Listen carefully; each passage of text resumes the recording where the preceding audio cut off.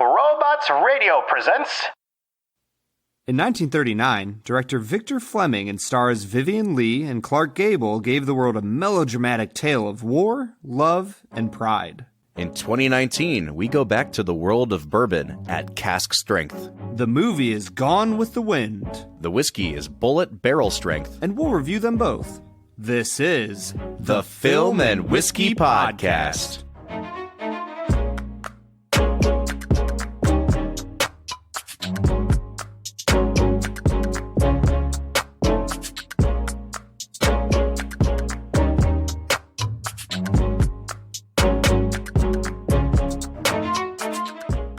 Welcome to the Film and Whiskey Podcast, where each week we review a classic movie and a glass of whiskey. I'm Bob Book. I'm Brad G.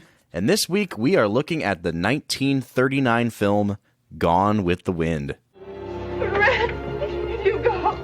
Where shall I go? What shall I do? Frankly, my dear, I don't give a damn. Bob, I've never heard of that movie before. I know, right? It's not like it's one of the most popular films of all time or anything. Man, I am so excited to wrap up our year of 1939 with what is probably, it's either the most well-known or the second most well-known behind Wizard of Oz. But like this, as a 4-hour epic of a movie, just feels appropriate that we would end our month with this movie. Absolutely. And Brad, I don't want to speak too far out of turn or too far ahead, but watching this 4-hour movie, I mean, first of all, you can feel every minute of this 4-hour movie. And yet, I can't think of us ending with anything else, because we've gone through the year of 1939, we've had some lows and some highs, but watching this film, there are parts of this movie and the way that it was made that it's hard to believe this is an 80-year-old movie. Yeah, honestly, this movie does so many different things well in a lot of different ways. My first MVP All-Star award to give this movie, I don't know if I've ever seen a movie that does silhouettes better than this movie. Oh, that's such a good point. And why don't we get into that in a little bit, because I want to talk about the cinematography in this movie. But you're absolutely right, Brad. This is just an absolutely breathtakingly beautiful movie.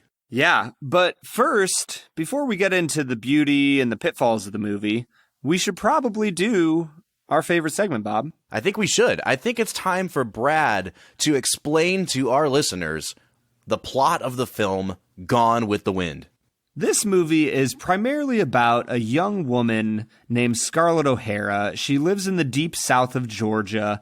Just prior to the Civil War, the movie opens up and she is the belle of the ball. She can get any beau that she wants. She is very self-serving and selfish. And while at a friend's manor, who she is in love with, Mr. Ashley Wilkes, she finds out that he is betrothed to his cousin, Melanie Wilkes.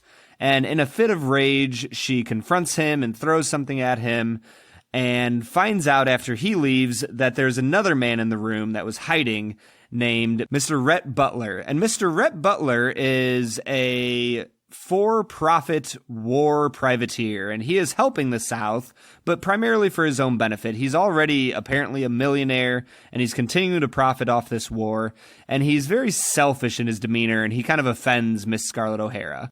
Later, the war breaks out, and we see Scarlett travel to Atlanta with some family. She lives with Melanie, who is now Mr. Ashley Wilkes' wife, and she helps Melanie out with birthing a baby and stuff.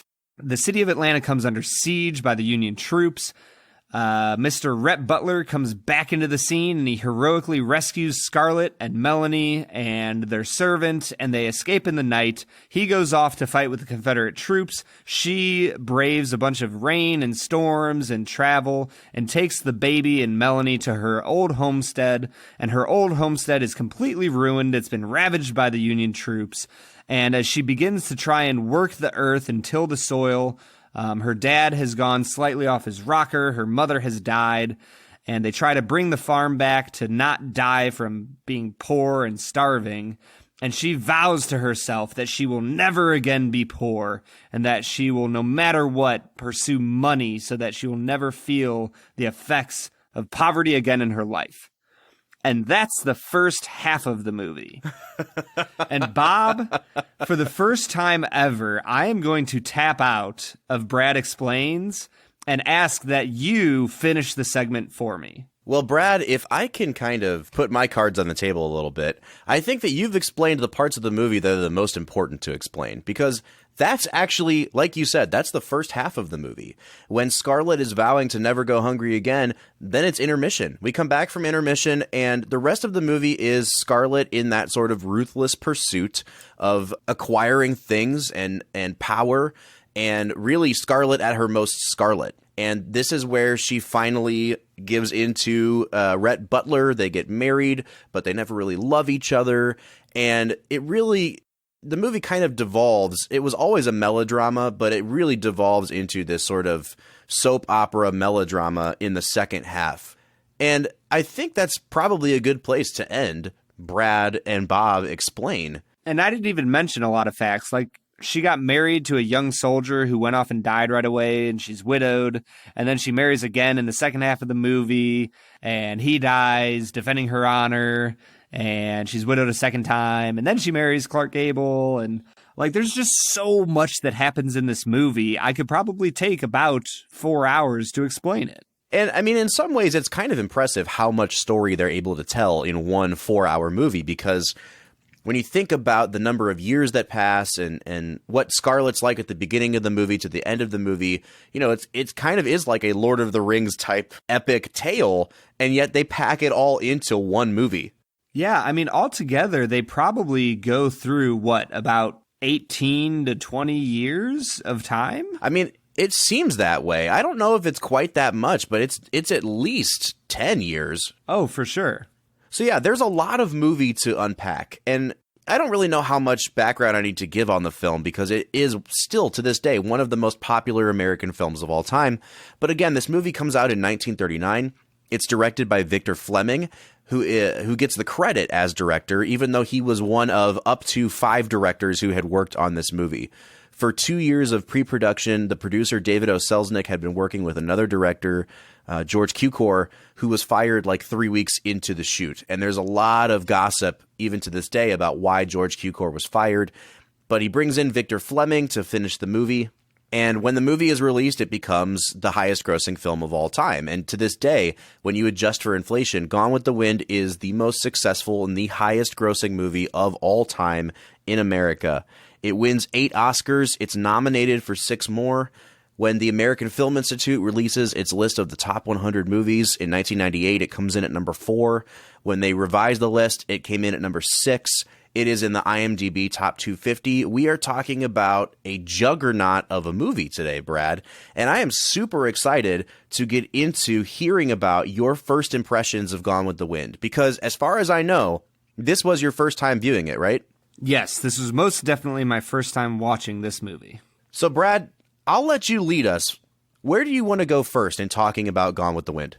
As we have said, there's so many different ways to go with this movie. I mean, we can talk about the cinematography, the music, the costuming. There's so many different elements to it. But honestly, the most important part of any movie, in my opinion, is the actors. How do they perform in the film? And so I'd really like to start by talking about some of the performances that we see in this movie. We could probably start outward and move inward towards, Clark Gable and Vivien Leigh. I think that's a great way to do it. Why don't we start with the person that keeps coming up in our 1939 movies? I want to get your quick thoughts, Brad, on Thomas Mitchell, who is in this movie as Scarlett O'Hara's dad, Gerald O'Hara, who's the owner of the Terra Plantation, and who actually has a pretty good chunk of screen time in this movie. What'd you think of Thomas Mitchell, and how would you compare his performance in this movie to the ones we saw in Stagecoach and in Mr. Smith Goes to Washington? Well, the funny thing is, if he had the exact same amount of screen time as he does in this movie, in any other movie, he would probably take up like 60 or 70% of the movie. But in this one, he took up about, 15, 20% of the movie. Yeah, if that. If that. Yeah, I really loved Thomas Mitchell in this one. He plays Scarlett O'Hara's father. He's an Irishman, nails the Irish accent. He's very soft-spoken and loving, but he's very stubborn about, I'm going to ride my horse and I'm going to jump jumps, and that's that. And, you can't tell me not to. So he's an interesting character. I don't think there's much to work with, but at the very least, you know that he was very loving and caring, that he loved his daughters and his family and his plantation. I really thought that Thomas Mitchell did a perfect job as a character actor in this role. Yeah, I agree. And his character really is vital to the movie. I think that, the way that he pampers Scarlett says a lot about Scarlett's character and what her expectations are and why she is the way that she is. You can tell that she gets her stubbornness from him. And like you said, Brad, there really isn't a lot to work with this character. But I saw that Thomas Mitchell found ways to kind of outact everybody in a scene. And it wasn't that it was big and showy. I was really emotionally affected by one thing that he did right before the end of the first half of the movie, when Scarlett finally is able to get out of Atlanta and get home to Tara, and she finds that the house is still standing, and she's so excited to go inside and see her parents. And when she gets to the door, it kind of slowly swings open, and it's her dad standing there, and you can just tell as the audience that he is a shell of what he used to be, and he looks like he's had some sort of mental breakdown. And there's this blank expression on his face as Scarlett throws her arms around him. It's almost like you can see the light bulb go off in his head as he kind of touches her back, and then he realizes that his daughter Scarlett is home. And honestly, that was the only part of this movie that really had me emotional because of Thomas Mitchell's performance. I just think that he is such a fantastic actor, and all of the movies that we've watched him in this month just keep confirming that to me. Yeah, I totally forgot about that scene for a minute. That was A, one of the most terrifying scenes of the movie, and B, one of the most emotionally heartwarming scenes of the movie, because that door just kind of creaks open, and truly, he is a ghost of himself. He's pale as a sheet standing there, and you can see that his eyes are just kind of gazing, vacantly past Scarlett, his daughter. And it's just one of the best performances where I've ever seen somebody just stand there. Yeah. Just motionless. I've never seen it done better. All right, so Brad, let's move from Scarlett O'Hara's dad to Scarlett O'Hara's primary love interest. And I am not talking about Rhett Butler. I am talking about the man that she pines for the whole film, Ashley Wilkes, played by Leslie Howard. Brad, what'd you think of Leslie Howard in this movie? He was sincere in his acting, but and maybe this is my frustration with the script, but he just comes across as so wishy-washy every time he's with Scarlett. And I know that, Clark Gable kind of points that out at the end of the movie, that, he wouldn't put her out of her misery, he kept leading her on, or maybe Clark doesn't point it out. Vivian Leigh probably does. But I just struggled with him because he's so wishy-washy. He never really firmly commits to being with Melanie, and that drives me nuts throughout the entire movie. No, I actually think, Brad, I think you're right. I think it is intentional. And maybe the movie doesn't do a good enough job of making it really explicit because you're looking at things from Scarlett's point of view a lot. And she's just in love with this man and doesn't see it. But he totally is wishy-washy. You're right. He doesn't really commit to Melanie. By the end of the movie, he's kind of this like crumpled mass of a man. And I think that's when she finally realizes what she had all along in Rhett. The character of Ashley really plays into a bigger critique that the movie is making. And I hope to get into that a little bit later. But I'm really glad you picked up on the fact that Ashley as a character is not this sort of white knight that Scarlett makes him out to be. Oh, for sure. He struggles to ever even commit to his wife. She's literally perfect. And so you just kind of struggle where you're like, Ashley, what are you doing, man? Like, stop leading Scarlett O'Hara on. Stop being unfaithful to your wife. Just commit, man. Like, you talk about honor and being a gentleman all the time, and you do see him through the eyes of Scarlett, but he does seem like this white knight that never is actually a white knight. And I really struggled with that. It annoyed me.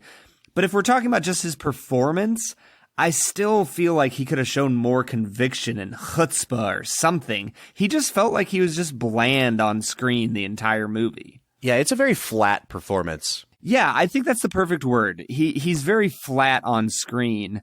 And I guess what I would have liked to seen from him as an actor was just a little bit more dynamic range to understand why Scarlett is so attracted to him. You know, Scarlett is this vivacious young woman who chases after life. I would like to see that the man she's desperately in love with for decades of her life to also be somewhat animated and excited about life, not this dour, you know, just kind of boring man who seems like he's 90, even though he's like 20. And Brad, I'm glad you kind of are leading us into this next character, because the woman that he chooses to pursue instead of Scarlett is who eventually ends up as his wife, Melanie. And I want to talk about Olivia de Havilland as Melanie Wilkes. And I want to say up front that I really struggle with this character and this performance. And I think she's a great actress. And I think that her character does become more human as the movie goes on. I really liked Melanie in the second half of the movie way more than I liked her in the first half of the movie. But I was texting Brad as we were, watching this movie separately. And I think I used the words Virgin Mary and Jesus, because in the first half of this movie, I was rolling my eyes repeatedly at things they had Melanie doing. You know, when she gives up her wedding ring for the war effort, it's played as like she holds out her hand and everyone looks at her hand and she goes, perhaps my husband can use it more. And I'm like, oh my gosh. Okay. Like, do you have to be this much of a martyr? Do you have to be this perfect?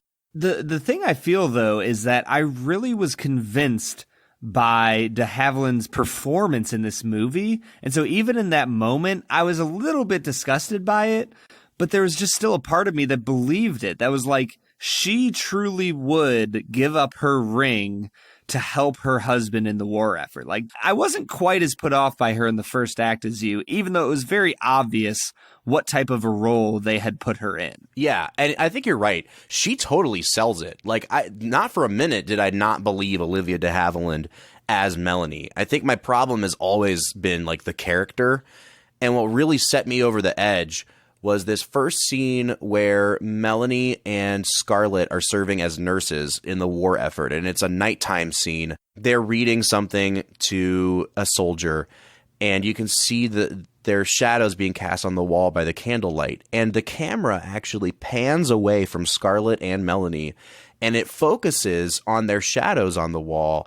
And it's specifically, I mean, in my opinion, it's specifically focusing on the wall because Melanie's silhouette is made to look like the Virgin Mary. And it is like, it's this super blatant, obvious going overboard of, yes, okay, I understand that Melanie is supposed to be like the perfect saint as opposed to Scarlett. And I thought it was just a little too heavy-handed. Honestly, Bob, one of my struggles with this movie is that I feel like most of the characters are like cardboard cutouts, that they just have one role to play and that they don't really do anything else. And in a weird way, Melanie is the only character that I'm kind of okay with her being a cardboard cutout. Like, I know that she is just depicted as this virginal, perfect saint of a woman who is always going to do the right thing. And so there's something about it that I'm annoyed with that. And yet at the same time, she's so loving and so caring that it's hard for me to be upset with her. Partially because I want people like that to exist in the real world. And so there's something hopeful about having a character like her in this movie that honestly is a pretty dark movie. And I think what you're getting at is kind of the nature of the genre of this movie, which I would classify as melodrama. And melodrama is one of those things that it's really hard to explain, but I think you know it when you see it. It's that sort of overacted, everything is, the world is falling down around me. It's very soap opera-esque.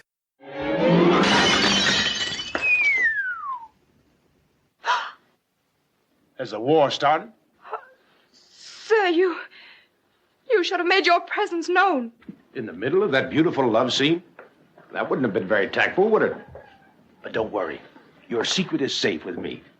Sir, you are no gentleman. And you, miss, are no lady. Oh. But don't think that I hold that against you. Ladies have never held any charm for me. First you take a low, common advantage of me. Then you insult me. I meant it as a compliment. And I hope to see more of you when you're free of the spell of the elegant Mr. Wilkes.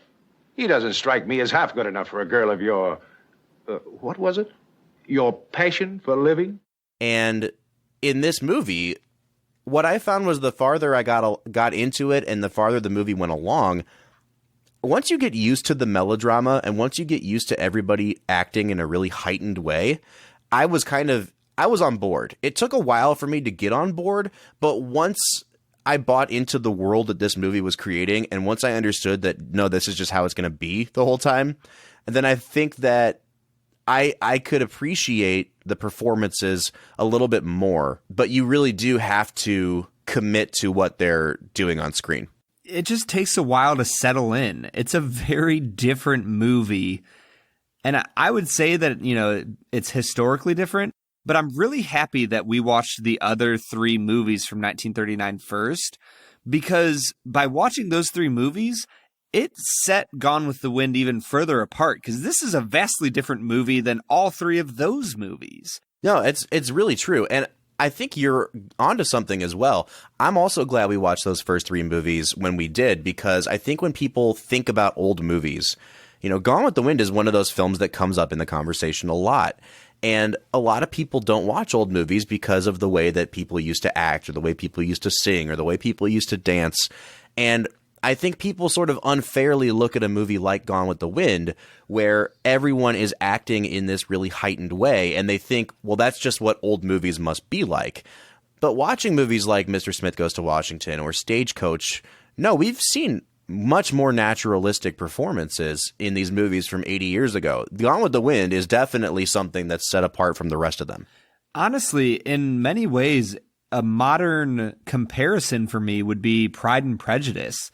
This movie felt like a British aristocracy period piece that I've seen, you know, multiple times that have been made in the last 20 years. But this was made in 1939, 80 years ago. I mean, I just can't believe that this movie was made at the time it was made. I don't know how to explain it other than to say that I was surprised at how modern some of the themes in this movie felt. And it really does make you realize that 80 years ago is not that long ago. And yes, they had the Hays Code, the production code, where they couldn't really swear or show anything on screen that would be scandalous. But like you were saying, Brad, there's a lot of sort of darkness in this movie. And I think it really comes out in the characters of Rhett and Scarlett, because they are so manipulative, so narcissistic, so cynical. And the movie doesn't really pull any punches in portraying them that way. You know, I think about old movies and I think they're all happy and simple and there's no really deeper or more complicated things going on. But this movie, on many, many fronts, it kind of forces you to wrestle with it. You know, is Scarlett a hero? Is Scarlett not a hero? I definitely think she's not.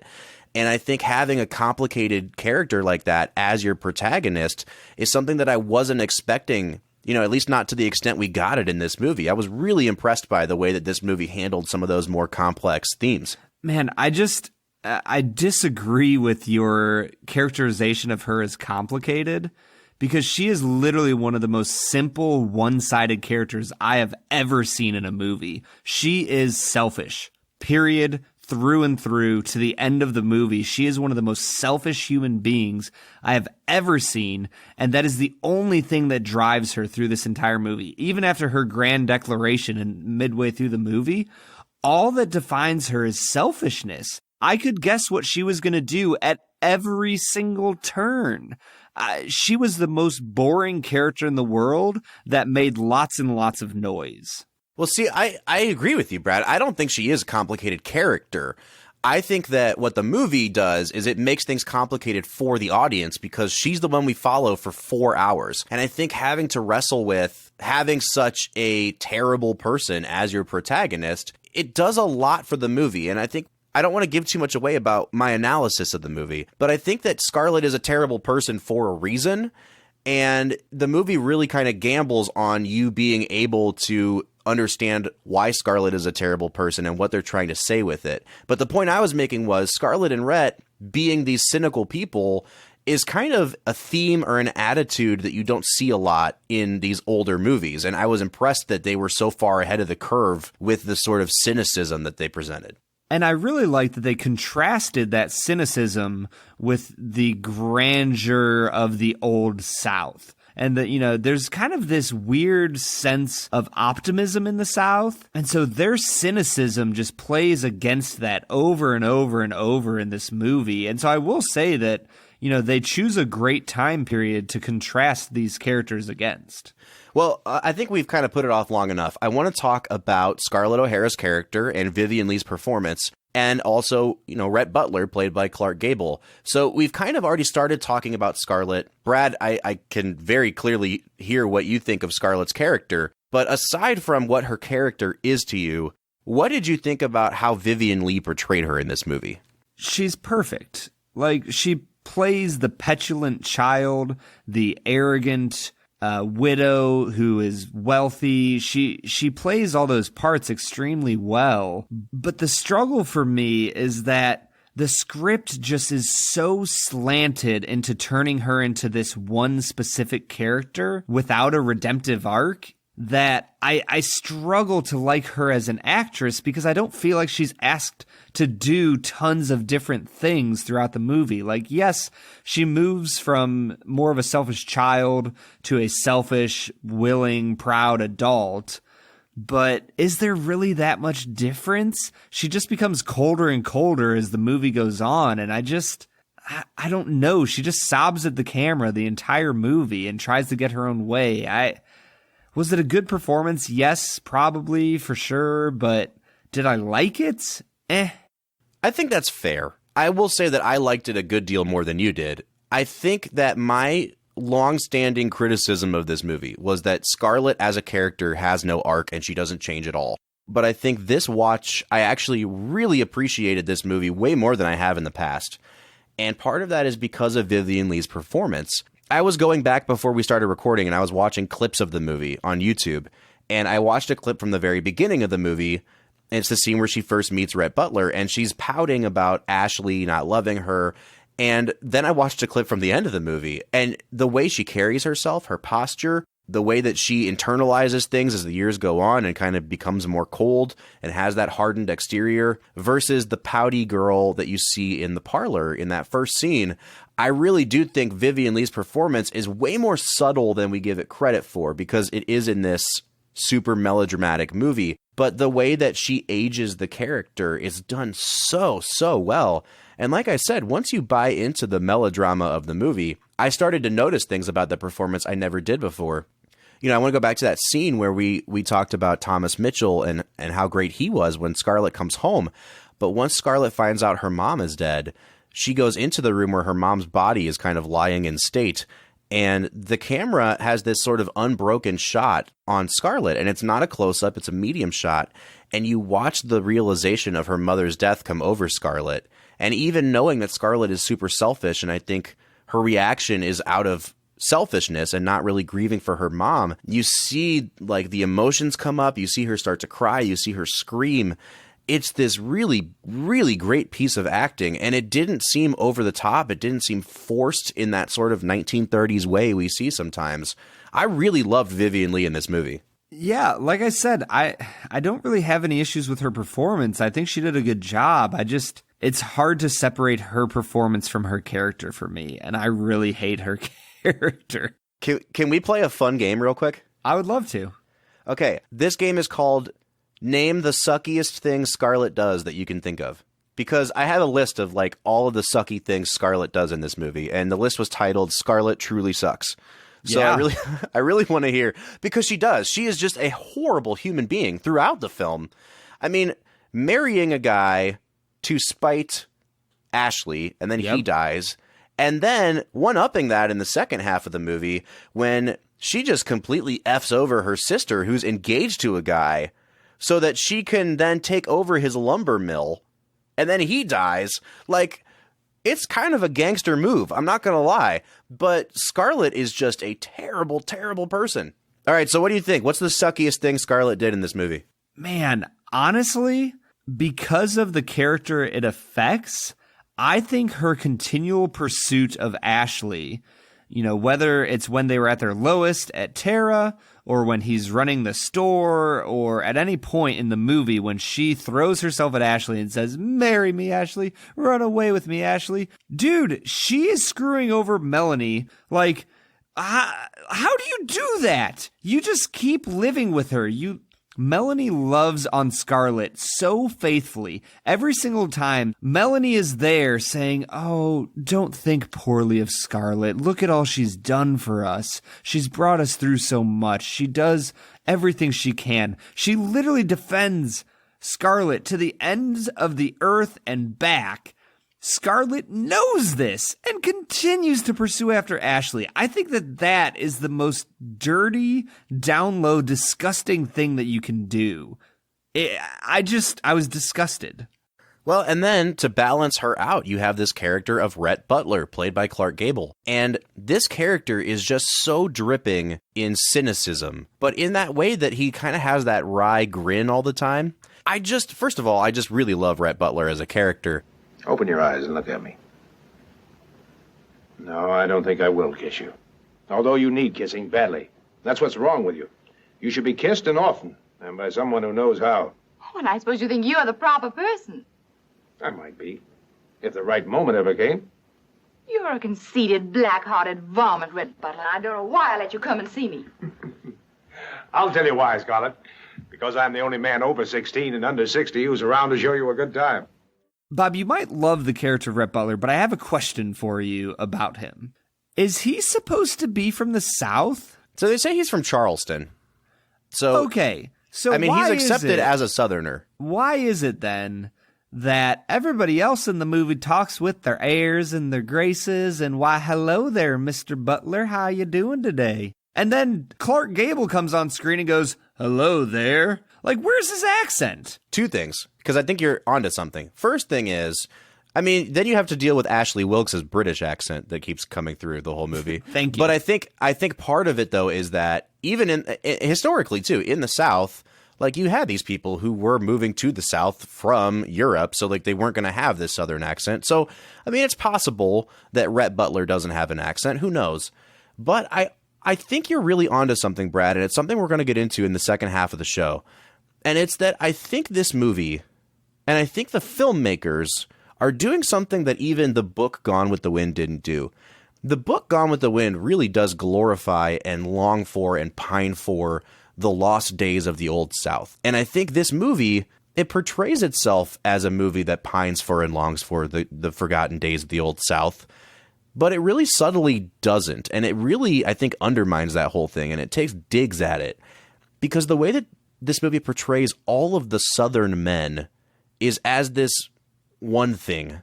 And then it portrays Rhett Butler as something completely different. And I think that's why Rhett is such a perfect match for Scarlett in this movie, because he sees right through her hypocrisy. At many points, he tells her, you are not in this for love. I'm not in this for love either. You just want to marry me because of my money. I'm cool with that. Let's just do this thing and let's do it differently than Southern society wants us to do. And that's kind of what attracts Scarlett to him, is because she doesn't care about Southern society either.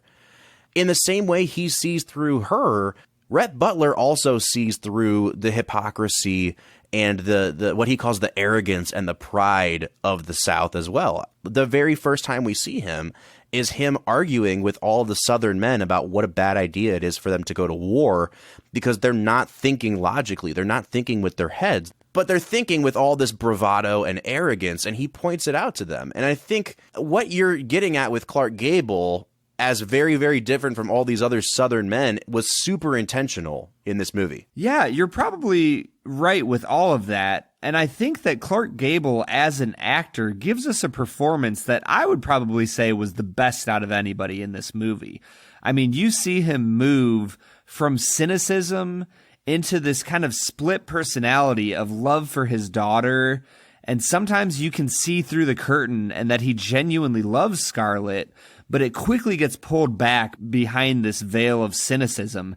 And so you kind of see glimpses of goodness with him throughout this movie, but he hides it. He keeps pulling it back. And I really love those aspects of his performance. Brad, I completely agree with you. I think that Clark Gable is phenomenal in this movie.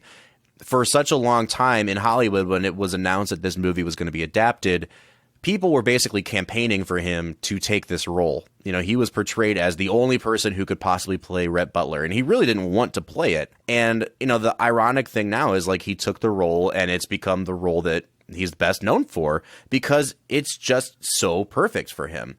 So I think you're absolutely right. But Brad, I think it's time for us to hit pause. We have so much more to talk about with this film. We need to get into our analysis of it. We need to talk about some of the problematic things with this movie as well. But before we do any of that, let's hit pause, and why don't we try Bulleit Barrel Strength? Let's do it.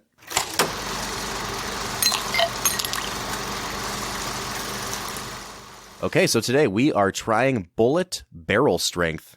Now, we've had Bulleit Rye on the podcast before, and we've also had Bulleit Bourbon just a few weeks ago. So now we're moving into one of their other varieties. You know, we've also seen that Bulleit makes a 10-year bourbon. We've not tried that one on the show yet, but we are jumping to their most alcoholic version. This is their Barrel Strength, and it was sent to us by an Instagram follower at the Whiskey Corner, and that's _whiskey_corner.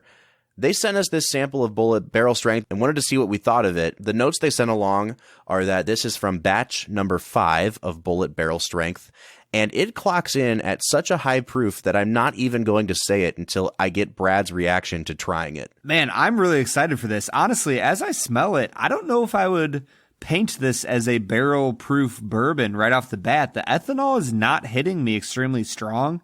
There's tons of pleasant caramel and vanilla notes. There's some spiciness that's kind of playful. It's, you know, dancing around my nose. I'm really enjoying the nose on this. Yeah, I think you're onto something there, Brad, because that was surprising to me as well. I expected to smell nothing but ethanol. And we've, you know, in our day on this podcast, we have tried some whiskeys that smell really, really astringent, really they just reek of alcohol. And this one, you can tell that it has some alcohol content to it, but I'm getting way more spice than I'm getting alcohol burn in my nose. I'm not picking up quite as much sweetness as you are. I get a lot of oak and a lot of spice, which for me, you know, it does not bode well for the taste, because I want a little bit of that classic bourbon sweetness on the nose. So I'm going to give it a 6.5 on the nose. Brad, what would you score it? I'm going to give it an 8. I think it's a really pleasant nose that has some complexity that is intriguing to me. All right, well, why don't we stop talking about it and give it a sip?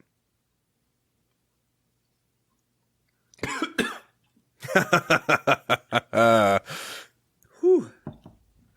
I tried to sip it carefully, and then it hit the back of my throat, and I just lost it.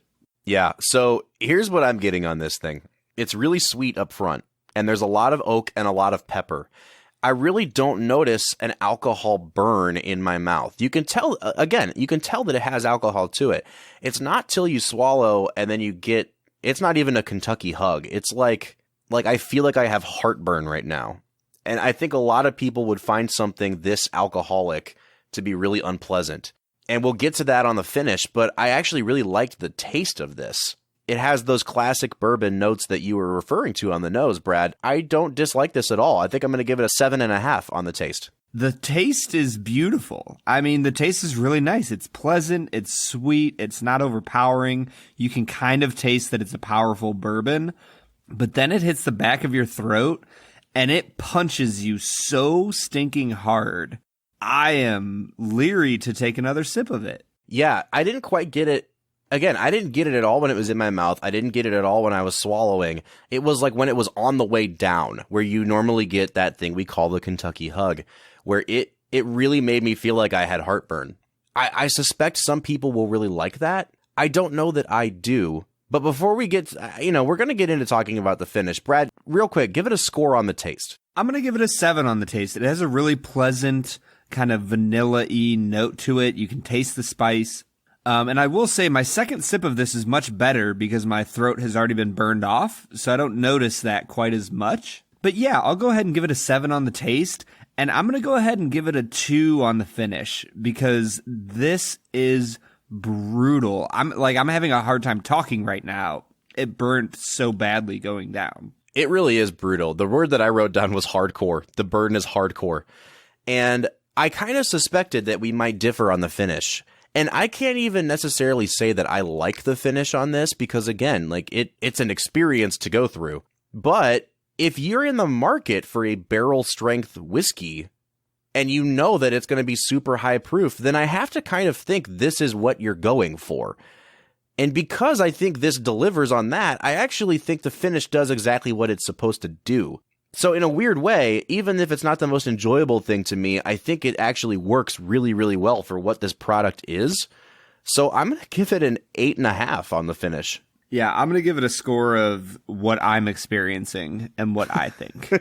Because I can hear your voice just like you're losing your voice as you drink it. Yeah, this is a rough whiskey on your throat.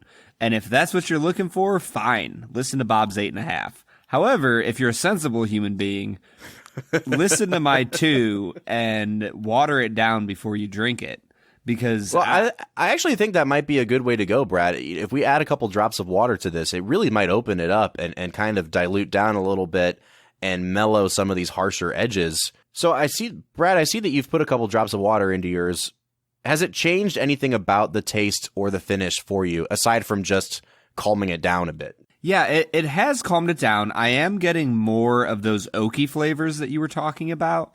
But honestly, this sounds bad. I wish I had watered it down from the start because my throat is genuinely like burnt from this. I'm having a hard time tasting things on the back of my palate. So I can't really give you a fair score on the finish because I don't know what the flavors are on the finish.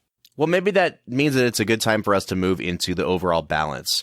I mean, I picked up on the fact that this was high proof from the nose. It didn't burn as much on the nose as it did on the finish. But I thought that this was a really, really good cask strength bourbon. And Brad, we've only tried a couple cask strengths on the podcast.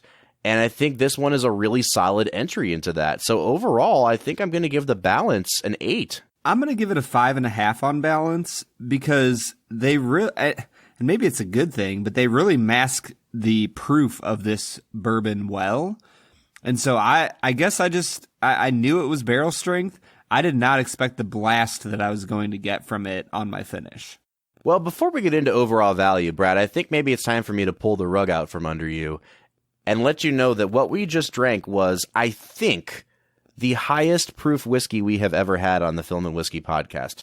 We did try a sample of a Four Roses cask strength that was up near this, but this bad boy clocks in at 125.4 proof. Woo-wee. Now, just for some context, when whiskey goes into the barrel at the distillery, by law, it is not allowed to exceed 125 proof. So what's actually happened is they've put this into the barrel, and then over the course of the years that it's been aging, and the evaporation that comes out as the angels share, and what gets kind of sucked into the wood as the devil's cut, it has made this a little bit more potent. So it came out of the barrel at a higher proof than it's legally even allowed to go into the barrel at. This bad boy really, really packs a punch. Yeah, it really packs a punch, and I'm curious what the price on this would be so that I can get into my value score. So in the state of Ohio, a fifth of Bulleit Barrel Strength will run you $49.99. This is not a cheap whiskey by any stretch of the imagination, but you will always find that cask strength whiskeys are about double what you would pay for the sort of regular expression. It happens with Elijah Craig. It happens with Maker's Mark. This is really right in line with what you'd see for a barrel strength bourbon. Yeah, so if you know what you're getting into, then I would probably say that this is a good value. $50 isn't high-end scotch. It's not something that's going to blow your wallet out of the water, but it still is a lot of money for a bourbon that I personally would never buy. So I would struggle to give it a high score. I will give it a 6.5. I think it's a fair value for what you're getting. And I understand your point of view, Brad. I actually really like barrel strength bourbons and whiskeys in general. I think that they are challenging. I think you have to sip them a little bit slower.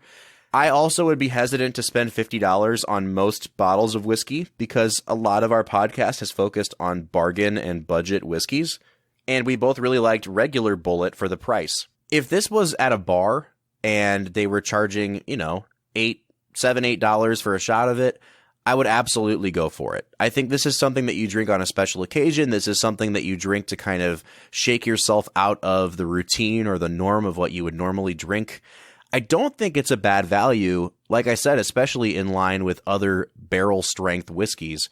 but I'm only going to give it a 7 on value, just because we've had so many other whiskeys that I think are slightly better that are under this price point.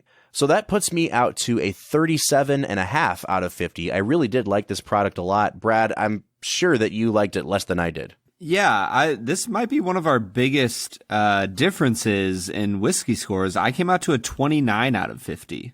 So that puts us out to an average of a 33.25 or a 66.5. I'm actually okay with this being there. You know, it's upper 2/3. I think we can both appreciate that this is a well-made product.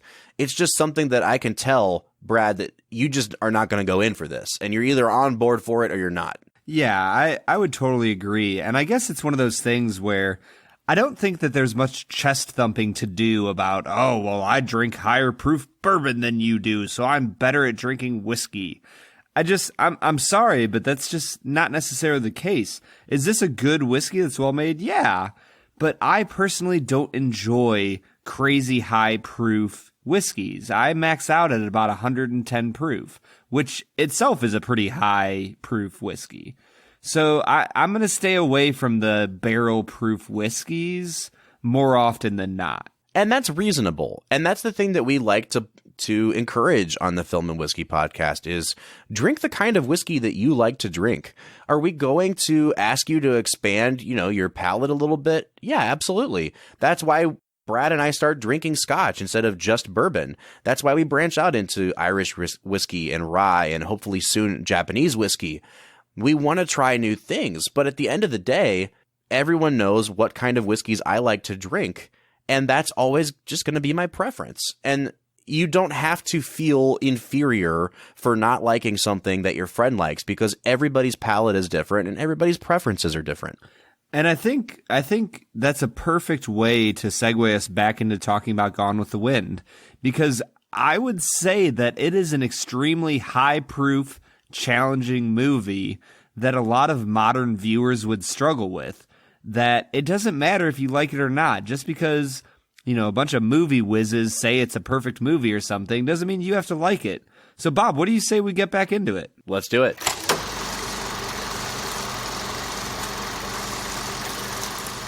All right, so that was Bulleit Barrel Strength, which is apparently a very polarizing whiskey to drink. And I guess it kind of does suit what we're talking about today, because Gone with the Wind is a very polarizing movie, especially in 2019. But Brad, before we get into the political minefield that is talking about Gone with the Wind in 2019, I just want to take a step back. I want to look at this movie from kind of a technical standpoint. And I want to get back to something you were saying in the first half of the podcast about what you really appreciated with the cinematography, the shots in this movie, the way the camera's used. Why don't you walk us through what you appreciated about that? Well, one of the most beautiful aspects of this movie that I already mentioned was the way that they use silhouetting. You kind of talked about the shot where they have Melanie and Scarlett standing together, and Melanie kind of looks like the Virgin Mary, her silhouette does against the wall. But that scene is just absolutely spectacular. I think about at the very end of the movie when she's standing at Tara and she's silhouetted against the sunrise or the sunset, whatever it is. And the camera kind of slowly falls back and you see the tree grow and the sunrise grow and the house grow. The way they silhouette in this movie is beautiful. The hands down best one by far is when they're escaping from Atlanta. Oh, yeah. And you see Clark Gable standing forward, whipping the horse to go faster. And this building that just appears larger than life is on fire behind them, just casting this light over them. It is one of the most beautiful scenes I have seen in any movie, period. Yeah, the shot of that warehouse collapsing. I mean, first of all, that was actually done. It clearly wasn't the real actors. It was stunt people. But they basically burned down an old backlot of sets that weren't being used. And, some tellings of the story will actually say that the producer, David O. Selznick, was on set and actually exploded each one of those boxes of explosives with a detonator himself, because that was his backlot that he was kind of raising for this movie. And I think that's a really interesting tidbit, but you're completely right, Brad. The silhouetting in this movie is it's such this great artistic touch. Aside from the one you're just talking about, which is in a huge action sequence, I think my favorite one in the film is when Melanie's about to give birth. Scarlett's in the room with her talking to Melanie, and they use silhouette in that scene as well because the blinds are closed, and so you only see Scarlett and Melanie in silhouette. And I really love the decision to do that because it's at this really dramatic moment. It's at a really tense moment, but in 1939, I just don't think they could accurately portray childbirth in general. I think it would have looked really hokey and fake in 1939 in broad daylight. And the decision to put them in silhouette and to hide their faces in shadow, I think really actually ups the ante on that scene and makes it even more effective. Yeah, the cinematography in this movie is just spectacular. And not even just the silhouetting, but the way the camera moves, you know, that shot where the door creaks open and you see Thomas Mitchell is just standing there, you know, white as a ghost. The way they shoot this movie is stunning for the era that it was shot in. Well, I want to talk about one other thing before we get into our analysis, Brad, and that would be the music in the movie. The music was composed by Max Steiner, who has done at least 2 other movies that we've done on the podcast. He did Casablanca and Treasure of the Sierra Madre, if I'm not mistaken. And listening to the music in this movie, which takes up, I'm pretty sure I read that the score of this film is in 2.5 hours of the film. So it is a huge chunk of music that had to be written for this movie. It makes me even more upset when you informed me a couple weeks ago that Stagecoach won an Oscar for Best Score and Gone with the Wind didn't. Because first of all, it's one of the most famous themes in movie history. People just know the Gone with the Wind music. I mean, it's just such a monumental piece of music. I can't believe this movie or this score didn't win an Oscar. Yeah, I really struggled with the musical score because it just felt so soap opera-y that every time you expected it to make you sad, it was sad. Every time you expected it to be happy, it was overly happy. Like, just like all of the characters being a cardboard cutout of, you know, an emotion or a feeling or something, the music just felt like a cardboard cutout of now you feel happy, now you feel sad, now you feel angry, beating me over the head with feelings that I didn't really care about because I'm watching a soap opera. Oh, man. Yeah. See, I think that we're just going to have to agree to disagree on this one. I'm still mad that Stagecoach won an Oscar, and apparently it's a grudge that has been held for 80 years. So maybe it's time for us to move into our analysis on the movie, Brad. We've been building this up for a while. What we've been doing this season when we come back from our whiskey break is we've been doing a segment called Hot Takes. I think that we're going to not do hot takes this week. And I think that's a decision we're making because when you read negative reviews of Gone with the Wind, I think a lot of them are very valid. A lot of people in 2019 will not watch Gone with the Wind. And I think sometimes people don't watch this movie and they're not considering it enough. And I'll get into that in my analysis of the movie. But I think that there's also a lot of people who watch this film, especially people of color, and they see the way that people of color are treated in this movie. And because of that treatment, they cannot watch this movie and they'll give this movie a 1-star review. And I think that's actually, of all the reasons you can give a movie a 1-star review, that's a really valid reason. And I don't want to make light of that. And so I don't think hot takes is really an appropriate thing to do this week. And Brad, you also said that you wanted to talk about the way that people of color in this movie are represented or portrayed on screen. So I'm really interested to hear what you have to say about it. This topic is such a struggle because all in all, people of color are presented extremely positively in this movie. You know, there is no way that Scarlett O'Hara could have made it as far as she did without the character of Mammy.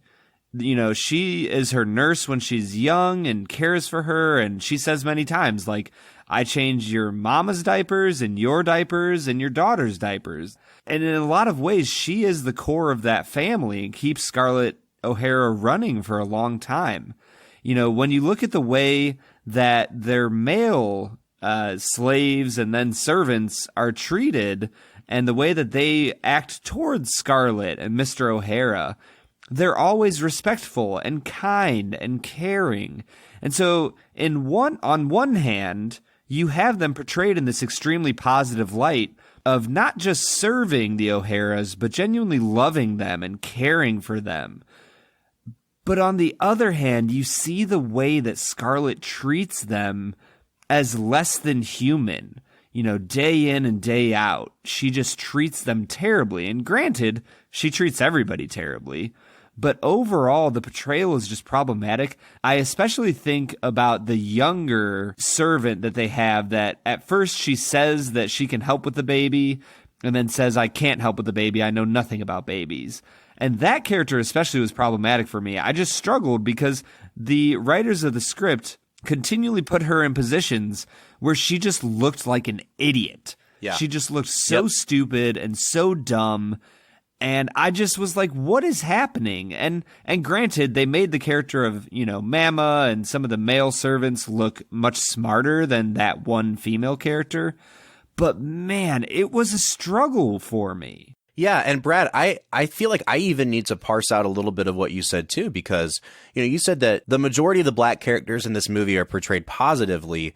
And I feel like I would even push back a little bit on that, because I agree with what you said about how they are portrayed with positive attitudes or how they're helpful. But I don't know that it's necessarily a positive portrayal of black people in this movie, because like you said, pretty much everyone except Mammy is portrayed as really dumb or really helpless at some point in the movie. I mean, maybe not Big Sam, but even Big Sam is kind of the butt of a joke at the very beginning of the movie where he's arguing with somebody else about who's the foreman out in the fields. And the joke is like, they're not very bright. They're arguing about these things. Here's the thing with slavery in this movie. I think the handling of the slavery element in this movie is so muddied. And I think that's why you said you struggle with it, Brad. And it's what makes this movie hard to watch and hard to talk about, because on the one hand, you have the character of Mammy, played by Hattie McDaniel, who wins an Oscar for this movie. And Mammy is able to call out Scarlett. She's able to say things that no other character in the movie can say to Scarlett. But then on the other hand, you have the other house slaves portrayed as idiots. When Scarlett comes back home to Tara at the end of the first act of the movie, all of the slaves are asking her to basically mother them. And one of them says, who's going to milk that cow? We're house servants. We don't know how to milk a cow. And it's just dripping with this helplessness. And I think the thing that really, really, really irks me about the slavery portrayed in this film is that for as much as this movie critiques the arrogance of the South before the Civil War, they never really go in on critiquing slavery as an institution. And yes, I understand that this is told from a Southern point of view, but the way they portray the slaves in this movie is that the slaves are happy to be out working in the fields. We never see any negative impacts of slavery. We never see any person get whipped. We never see anybody get sold. And it really does kind of explicitly show slavery as not that bad. And so you have on one hand what I think is a movie that's kind of critiquing the South, and then on the other hand, they're trying to have their cake and eat it too, because they're not really critiquing it on all fronts. When I watch this movie and I see images at the very beginning of the movie where they all go to 12 Oaks and there's this little girl who's a house slave fanning the white people while they nap and she's sweating.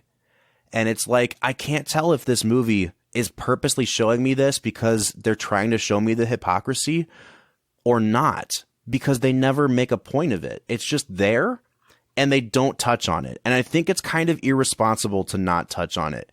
It's too unsettling for me to see stuff like that and have absolutely no comment on it. And I get that the people in the movie think it's okay, but if the filmmakers are trying to do something else, then you have to spend some time commenting on these things. And this movie just doesn't do that. Yeah, Bob, I totally agree with you. This was a huge struggle for me.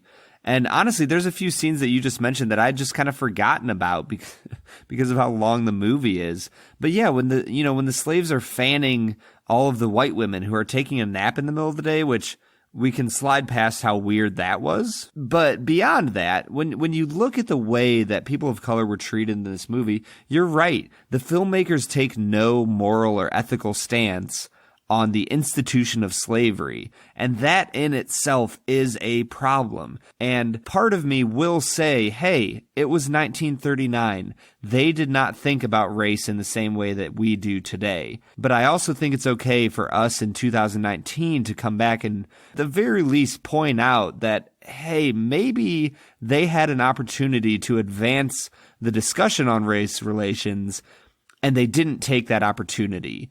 But it is something that they missed out on that they could have done. Well, and I think that we can't even let them off the hook that easily, because David O. Selznick at many points had actually written memos in the studio, and he was conversing with the NAACP about how he really intended to portray black people in this movie in a positive light. And to his credit, Brad, and to what you were saying, I think in some ways they succeeded at that with specific characters. But one thing that Selznick was really worried about was that if they portrayed certain things the wrong way in this movie, that people would boycott, that people would riot, and that it would have negative consequences. There was a really famous movie that came out in 1915 called The Birth of a Nation. It was the most popular movie in American history, and that movie depicts the rise of the Ku Klux Klan. And it was a long, epic, silent movie. And if you watch it today, it's horrifying because it absolutely glorifies the Ku Klux Klan and it demeans black people as less than human. And Selznick was really worried that if this movie came across the wrong way, he was going to feed into that same thing, because when Birth of a Nation came out, the Ku Klux Klan actually saw membership rise. And so Selznick was super worried about it. And part of me looks at that and says, okay, well, if you're worried about it, why didn't you go a little harder on denouncing slavery and denouncing looking at black people as less than human? Because at the end of the day, I don't see that effort really put into this movie. And I think Selznick at the end of the day was more worried about making a buck and not offending the American South than he was actually taking the stance that he says he was going to take. Yeah, I can't disagree with you, Bob. There's a lot of issues with this. And I think one of the other big issues is that people of color are just not the focus of this movie. The only thing this movie cares about is Scarlett O'Hara and Rhett Butler. And it unfortunately limits the scope of the conversation you can have about race relations. And I think it does it in a negative way. You really miss out on a lot of opportunities to denounce the institution of slavery, and they don't do it.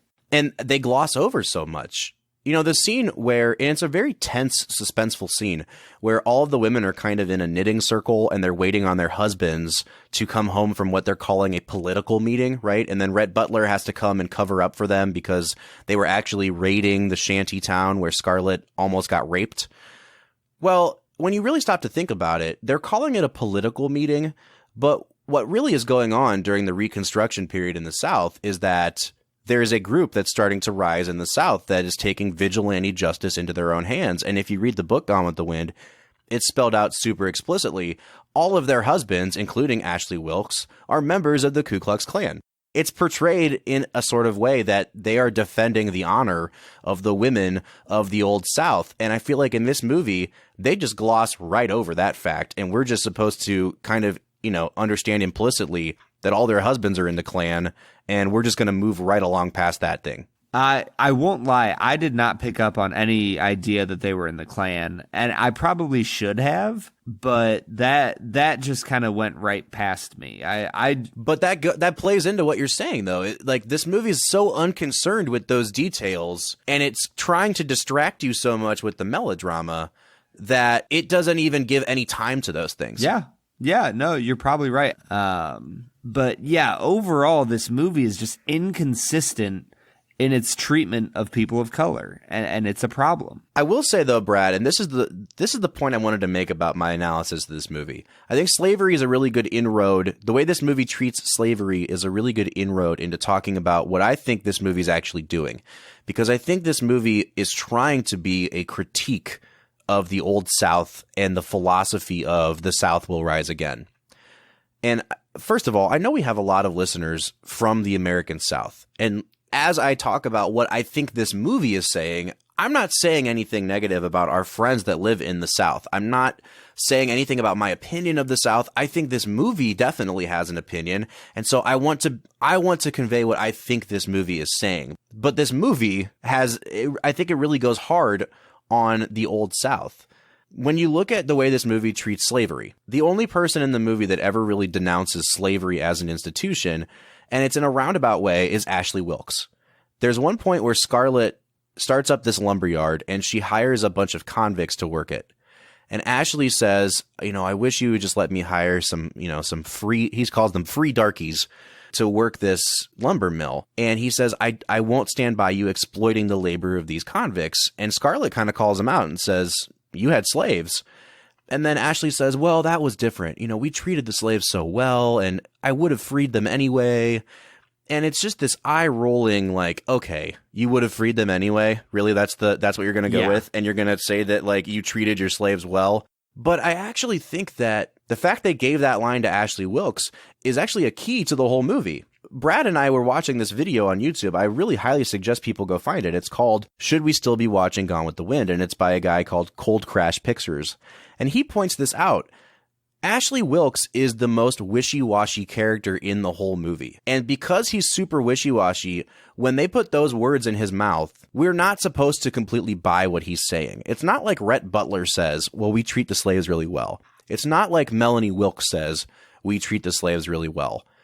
And I was getting at this earlier in the podcast. I think the way that this movie looks at the Southern gentleman is that they are so blinded by their arrogance leading into the Civil War that they don't see what's ahead of them. And that's why I talked about Rhett Butler seeing through them the same way Rhett Butler sees through Scarlett O'Hara. Yeah. And I think that what this movie is doing is the reason Scarlett O'Hara is the protagonist of this movie, the reason we watch her for 4 hours be a terrible person and we have to put up with her, is because I think Scarlett is a symbol for the American South. At the beginning of the movie, she is just as full of willful ignorance and arrogance that the movie accuses these Southern gentlemen of being. Anytime she's faced with a decision or she's faced with the consequences of her actions, what does she say? Her famous line is, I'll think about it tomorrow. And then when the war hits, just like the South, Scarlett gets exposed to the horrors of war. She's brought low. She's laid bare. By the end of the film, after all of her fighting to claw her way back to the top, she still goes back to Tara. She feels like she has to retreat back to Tara to get her bearings again. And what I think this movie is saying is that Scarlett is like the Old South. Tara is a symbol for the Old South. Scarlett keeps looking for it because she continually wants to go back to the way things were. For her, Tara represents this really simplistic time where she didn't have to work for anything. And at the end of the movie, when she goes back to Tara, I think people look at that as like a happy ending, but I don't see the ending of the movie that way at all. She has no children left, according to this movie. They're dead. She has no husband. She's utterly alone. And she feels like she has to go back to Tara to regroup and get her life together. And I think this movie is kind of making the point that just like Scarlett, in 1939, these feelings of the South will rise again were really starting to come to fruition. And I think this movie looks at the American South the same way it looks at Scarlett. They're trying to long for these days that are past. I mean, the title of the movie is They're Gone with the Wind. Scarlett never actually learns better. She's still holding out hope for something that's actually gone. And so I think this movie is really looking at Scarlett and looking at the story of the American South as a tragedy. This isn't the kind of movie you're supposed to walk out of feeling encouraged and impassioned by. Because just like at the beginning of the movie, Scarlett's last line really is, I'll think about this tomorrow. Tomorrow's another day. Red Earth of Tara. Tara. Tara. Tara.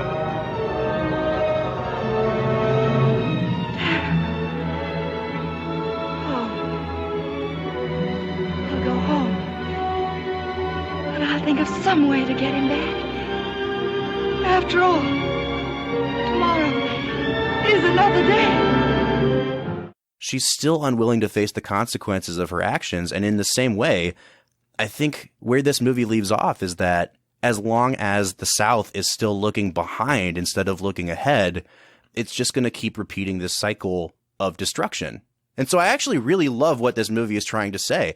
I don't think it always does it super successfully, but that's why I appreciate this movie so much. I would mostly agree with your take on this. I think I would just differ slightly in saying that I think her obsession with Ashley Wilkes, which takes up 90% of the movie till the last, 10 minutes, I think that obsession kind of represents her obsession with the South. Because I think Ashley Wilkes represents the wishy-washy gentleman nature of the South, of this genteel front that people put forward, where they keep saying, well, I'll do this for you, I'll do that for you, and I'll fight for this, and it'll be over in a month. But it never comes to fruition because it's not based in reality. And so I think at the end of the movie, she finally realizes that that is not for her, that that's not her true love, that her true love is Rhett Butler, the man of the world, the man who understands reality.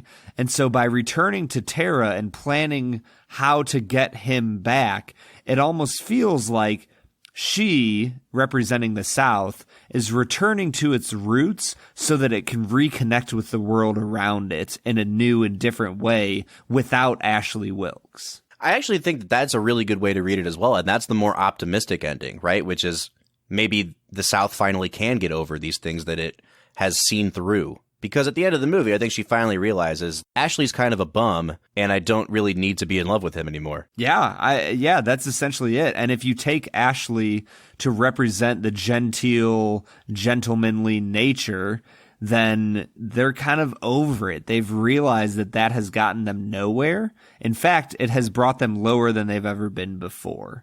And so she moves past that and is retreating to, her land. I love at the start of the movie when Thomas Mitchell, says like, this land is what matters. It's what keeps us together. It's what people are willing to fight for. That, you retreat back to your land to find yourself and find new ways to interact with the world around you.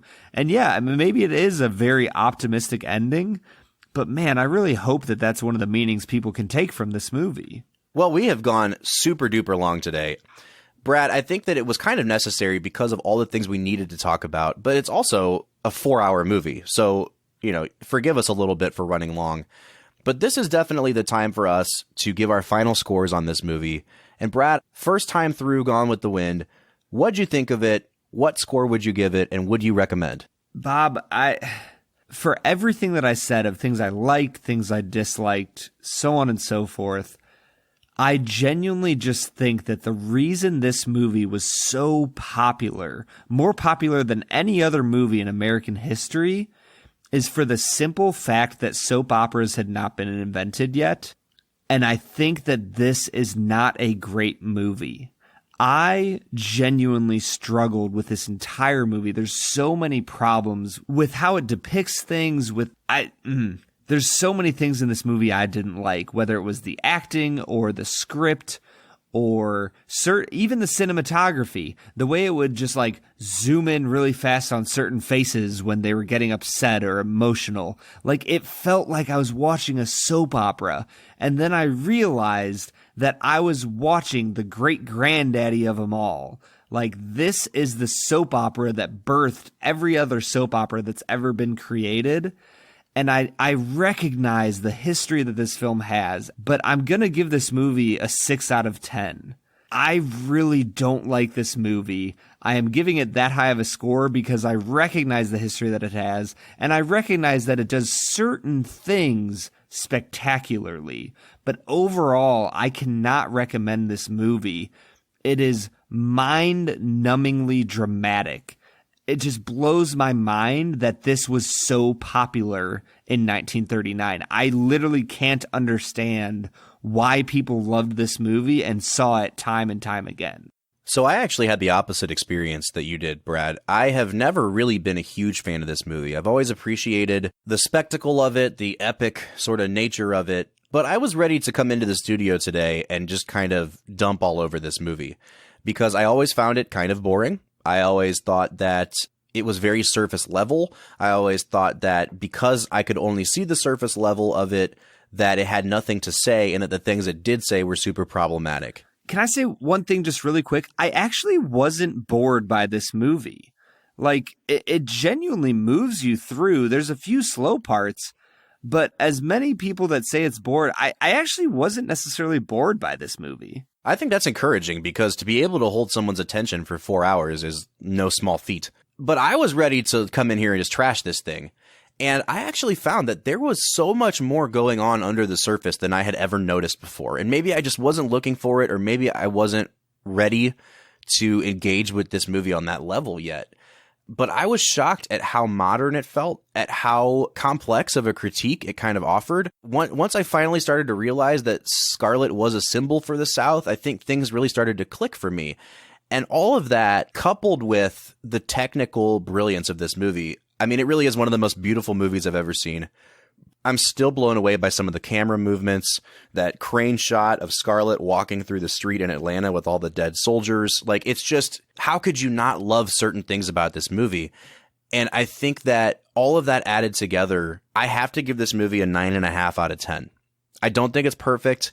I really do think that all of the critiques we talked about with slavery and how this movie didn't go hard enough are valid. And I recognize that some people may not even watch this movie because they don't want to engage with it on that level. And I completely understand and respect that. But on a storytelling level and on a technical level, it's hard to top this movie. It takes its place in the American canon for a reason. And I really, truly loved watching this movie. So I'm as shocked as anybody might be, but I'm going to give it a 9.5 out of 10. Well, frankly, Bob, I don't give a damn about your score. So that puts our final score out to a 7.75 out of 10. But we want to know what you think. So please, you deserve to have some input. So we want to hear from you. Get on social media. We are on Facebook, on Twitter, or on Instagram at Film Whiskey. Or you can give us a call. Our call-in line is 216-800-5923. Once again, our call-in line is 216-800-5923. We are so grateful that you stuck with us through this episode and through our month of looking at films from 1939. We are going to be back next week talking about one of the most controversial films ever made. For its 30th anniversary, we're looking at 1989's Do the Right Thing. For the Film and Whiskey Podcast, I'm Bob Book. I'm Brad G. We'll see you next time.